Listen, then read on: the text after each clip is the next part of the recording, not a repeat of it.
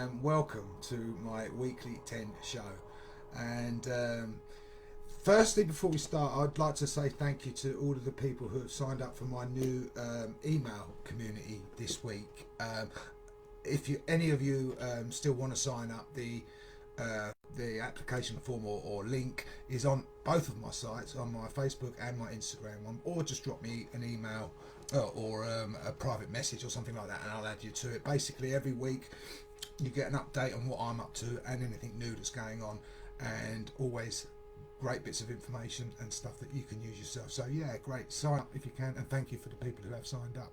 So today I'm going to be talking about the key to high performance and leadership. So any of you who have watched my previous couple of shows will know that I've spoken about energy, and I've spoken about core influences, and this ties in with that in the sense that it's the next step along, basically. So when we understand where our energy shows up in life, as we talked, if you want to look back, if you missed the last week's show, the 6 core influences show us where our energy is present at any given moment right now. Okay, so what I'd like to look at today, however, is how we can now build a long-term sort of philosophy and way of living and being that automatically sort of resonates at high energy level all of the time.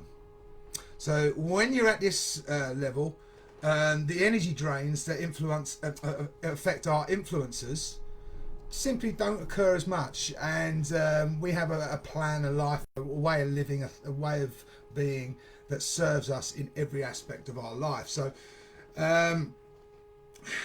like I said, the changing energy at the moment is one thing, and being aware of that is one thing, but if you've got an actual philosophy which prevents that happening in the first place, then you really have got the key to high performance and doing what you want in life, basically. So that's what I'm going to outline with you today. I won't go into too much detail with it today because I'm going to be doing it over a period of time, but I'll give you the overall idea of what it is that we're talking about here. So essentially what we have are 10 core disciplines. Okay, so when I say core disciplines, the word discipline is a significant word in that way, because what it means basically is branch of knowledge. It's a teaching of some sort. Okay, so it's to train someone and instruct someone so that they and practice something. So by understanding a discipline in something, you are learning something new, and then you're putting it into practice. So that's what we mean when we say the core disciplines. And essentially with this, it's a case of first learning it, then practicing it, and then becoming it. And you literally start to live it once you've practiced it and practiced it and practiced it. So the 10 core disciplines, what are they? These are the 10 core disciplines to high potentiality and performance. So number one we're talking about is awareness. It's awareness. When you're aware of everything that's going on both inside you and around you, awareness is everything. So that's number one. Number two is acceptance. Now, accepting what is, accept whatever the situation is, the past, the present, whatever your situation may be. Finding that acceptance is number two. Number three, that's conscious choice. So making a conscious choice. And when we're aware and when we accept everything as it is, we're able to then make conscious choices. And that's based on our logic, our emotion and everything. So we can, and our intuition as well. So putting all of those together and understanding that we're at choice at pretty much any situation we're in. So number four is trust the process.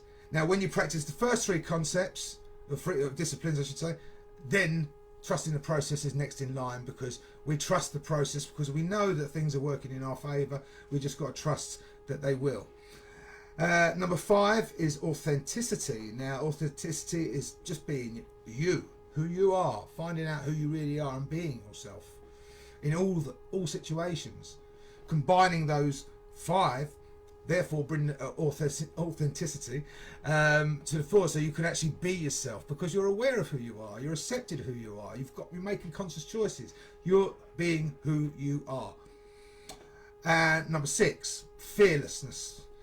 Now, when we're truly fearless in any situation, we can literally feel like we conquer whatever we choose to do, and we are pretty much in control of all our thoughts, all our emotions, and all of that we do in life. That leads perfectly on to number 7, which is confidence. Confidence comes when you are fearless. Simple as that. I mean, when you're in control, when you know who you are, when you are aware of what's going on, when you accept everything about you, when you're trusting the process, you are confident in literally all that you do in life. Confidence then leads into connection. Connection is number 8. So experiencing a sense of connection. So you feel that connection around you, with the people around you, with the environment, whatever it is, you feel a sense of connection constantly and permanently. So number 9 is presence in the moment. Now this is fundamental, because when we're present in the moment, that's when we're alive, that's when we experience life. When we're thinking of the past, or we're worrying about the future, we're not there, are we? We're somewhere completely somebody else, and we're not being who we are. So we're not practicing all of those disciplines. And the final one, which is number 10, is 100% energetically engaged in everything and all that you do.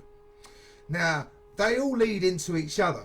So by practicing the first 4, you will then automatically start practicing the next 4, and so on. And that's how it pretty much works. So it's a case of understanding them, learning them, practicing them, and then becoming them. So all of these different disciplines, they're all intertwined and dependent on one another. So they literally all work together at the same time. So if you're not practicing one, you won't be practicing them all. So it's important that you're conscious of that. And again, that comes down to the awareness, which is number 1. If you've got number 1 going, then you're away. So once you make that conscious choice, then you can trust the process, and you will literally get whatever you want out of life. It's true. These things lead to perfect performance.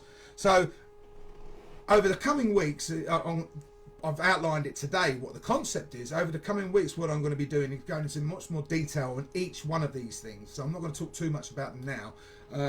And I'll just be outlining exactly how we all show up when we're practicing them and when we're not. So it'll give you a broad understanding of how it affects you in your life, and how things would change for you in an unbelievable way were you to start practicing these and living them. That's the fundamental thing. So practice, and then living. So if you live by all of these literally every single day, and again, none of us do that. Well, I'm sure somebody might, but I don't, and I've been doing this for a long while now. But it takes time. It could take years. It could take forever to master them. But the thing is, when you are practicing them, when you are aware of them, that's when you're at your most powerful. That's when you are a leader. That's when you're literally performing at your very, very best. So if you really want to tap into that sort of level of performance, that's your key. That really is your key.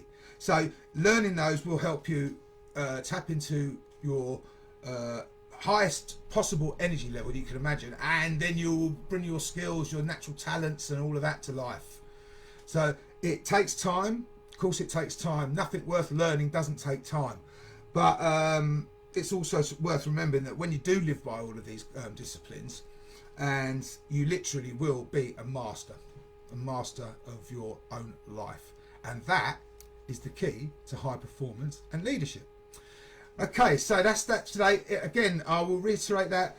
Join my email community if you wish. There'll be information there about some really good stuff that's coming up as well. And yeah, I'll look forward to seeing you next week. Have a wonderful weekend. Bye-bye.